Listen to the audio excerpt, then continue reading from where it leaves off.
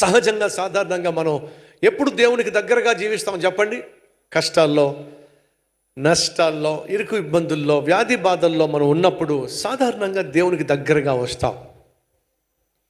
ఎప్పుడు మనం దేవునికి దూరం అయిపోతాం తెలుసా?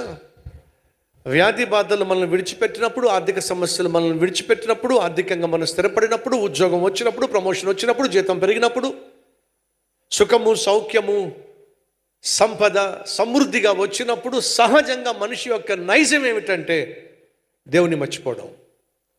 ఆ స్థితిని, ఆ గతిని ఇచ్చిన దేవుణ్ణి మర్చిపోవడం.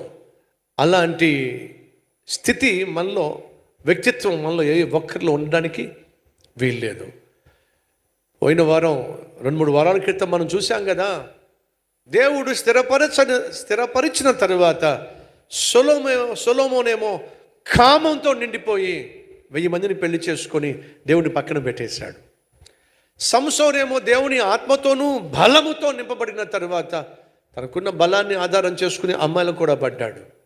దావీదేమో సింహాసనం మీద స్థిరపడిన తరువాత తన కష్టకాలంలో ఏమైతే దేవునికి ఒడంబడికలు చేశాడో దాన్ని నెరవేర్చాలని ఆశపడుతున్నాడు. అయ్యా, అమ్మా, కష్టకాలంలో నువ్వు వెళ్తున్నావా? అయితే ఎన్ని విత్తనాలు విత్తగలవో విత్తు. ఏం విత్తనాలు? ప్రభువా, కష్టకాలం గుండా వెళ్తున్నాను, కానీ నాకున్న ఆశ ఏంటో తెలుసా? నీ సేవ చేయాలి, నా పిల్లలు నీ సేవ చేయాలి,